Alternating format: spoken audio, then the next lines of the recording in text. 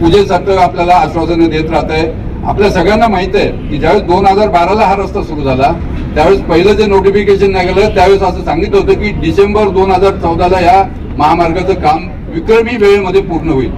परंतु 2012ला ज्यावेळेस काम सुरू झालं त्यावेळेस काँग्रेसचं सरकार सत्तेवर होतं देशात आणि त्याच्यानंतर 2014ला भाजपचं सरकार सत्तेवर आलं। त्यामुळे मग ठेकेदार बदलले, त्यांचं कमिशन बदललं, त्यांचे हितसंबंध बदलले आणि हे सगळं काम रखडत गेलं। मग अशी सांगत होतो मिलिंद की यांचे आर्थिक हितसंबंध कसे आहेत, ठेकेदारांना काम करूच दिलं जात। त्यांचं माझं सिमेंट घ्या, माझी खडी घ्या, माझी रेती घ्या, नाही तर मी तुम्हाला काम करू देणार नाही। हे जर होत असेल तर मला असं वाटतं की निश्चितपणे गंभीर आहे।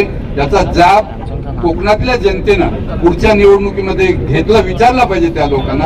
आणि ही सगळी लोकप्रतिनिधी आपल्याला गृहीत धरून चालतात की त्यांना माहित आहे हे तात्पुरतं ओरडतात, नंतर ज्यावेळेस निवडणूक येतात त्यावेळेस आपण आणखी वेगवेगळे आश्वासन देतो। म्हणजे त्यावेळेस तर आपल्याला सूर्यचंद्र तोडून आणण्याच्या गोष्टी आपल्याला सांगितल्या जातात की तुम्ही मागाल ते पूर्ण होईल असं सांगितलं जातं।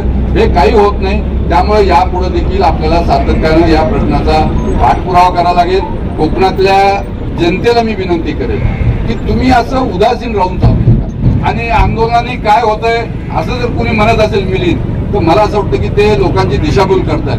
हा रस्ता पत्रकारांच्या आंदोलनामुळे झालेला हे आपण लक्षात घेतलं पाहिजे।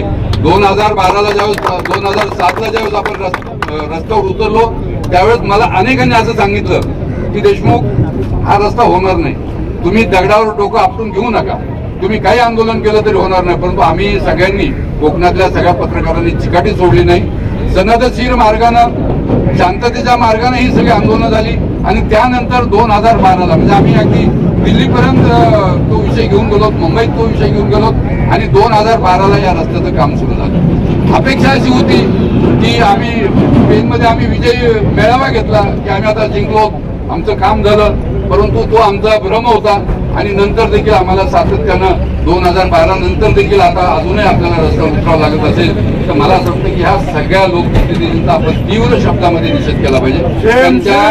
त्यांच्या निष्क्रियतेबद्दल संताप व्यक्त केला पाहिजे आणि त्यांची ही उदासीनता जी आहे ते आर्थिक हितसंबंधाशी निगडीत आहे। त्यामुळे त्याला आपण जाब